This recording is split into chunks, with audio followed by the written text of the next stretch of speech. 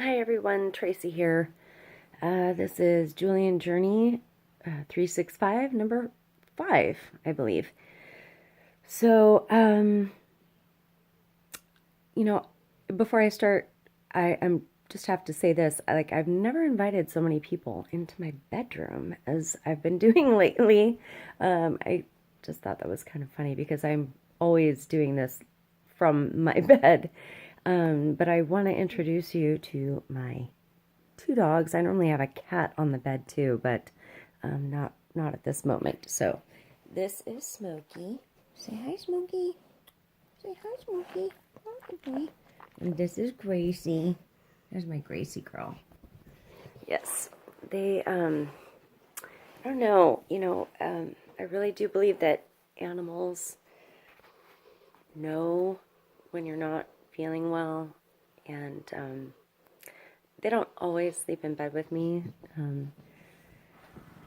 Just seems to be sometimes when I'm just not quite right, they kind of like to cuddle me, I guess. I don't know. It's kind of nice. So tonight I wanted to kind of talk about diet, and I'm going to admit right now that I have not been doing so great, and yeah, I mean, I've been doing fine, but just not as good as I could. I'm craving sugar. So it's like whether it's gum or I kind of have this thing for suckers. Yeah, so yeah, that's been a problem for me. But I just this is I don't if you've not ever heard of this book, The Ultra Simple Diet by Mark Hyman. He is I don't know, this is probably, I would say, and I was a personal trainer for a long time, and I would say this is probably one of the easiest, best, solutions for a number of things. If you're trying to lose weight, which that is not my deal, but if that's what you're trying to do, this is certainly a good way to do it because you're really going on the most basic diet you can go on. But I think that if you're going into it just for losing weight, you're kind of losing the whole purpose behind the book, actually. And I would say this is, he's also the author of the blood sugar solution, which I also have. I just haven't gotten too far into the book, but this really targets that as well. And like I said, I mean, you see how thick it is. It's not very thick. You see, I have all my little, sections sectioned off for, and they're usually like, the different things, which I now just know off the top of my head as far as the diet menu. It becomes very basic. I definitely would recommend it. If you are concerned that you might have an allergy, a food allergy, this is probably one of the best ways you can go to figure that out, because you really do break your diet down into such basic elements that when you're done with the actual diet, it's only for 10 days. Certainly and he says you can do it longer than that. But once you start bringing certain food groups back in, then it's a great way to, on your own without going to a doctor, if that's a situation. It's a great way to be able to figure some of this stuff out on your own. Great way to educate yourself, truly. So he really does, well, he does more than that actually in this book, and I sectioned off a thing here, so I kind of tell you it's more than just a diet. It's really about taking care of yourself, right? So, he has a bunch of different supplements in here. There's a morning ritual, which would include yoga. I could I could say, just gentle stretches would be just as good as yoga. I think some people get afraid of the word yoga, and you don't have to do yoga and be a yogi. It's beautiful stretches for the body. So, and then journaling. He talks about journaling in the morning, and then breakfast. There's a whole breakfast little menu, and then a morning snack, a lunch, afternoon snack before dinner. Doing a little bit of like a walk or aerobic exercise, and just for people who might not be aware of the difference between aerobic and anaerobic, okay?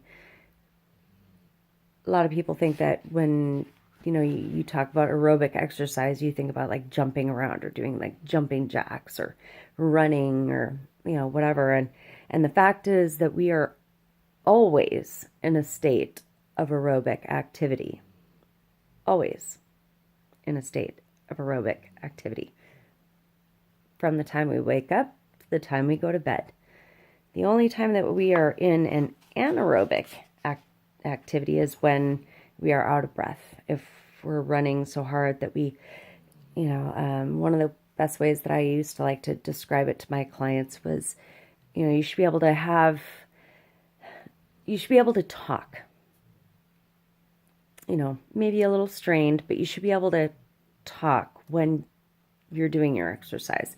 If you're not able to do that, then you are going to be in your anaerobic area, which means that your body is not getting enough oxygen to feed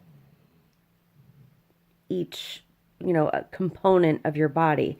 So, and there is a purpose for anaerobic exercise as well, but I just wanted to explain the difference. So when he says aerobic activity, that could simply be going out for a walk. Doesn't mean that you have to go to some kickboxing class or P90X or, whatever the new fad is that's going on in your neck of the woods.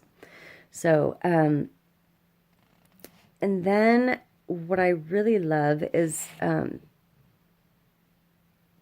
so then obviously dinner, and then the bedtime and evening ritual, I think, is one that is really awesome. If you can do it, as a mother, I know it's not easy when you have little ones running around, but as much as you can,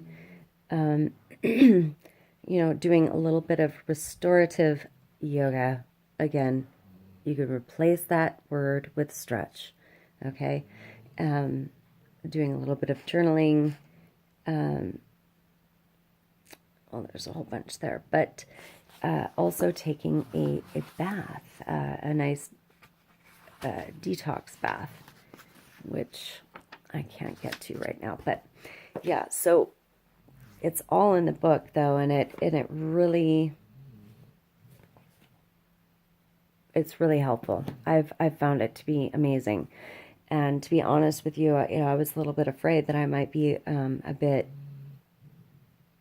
I wouldn't feel well,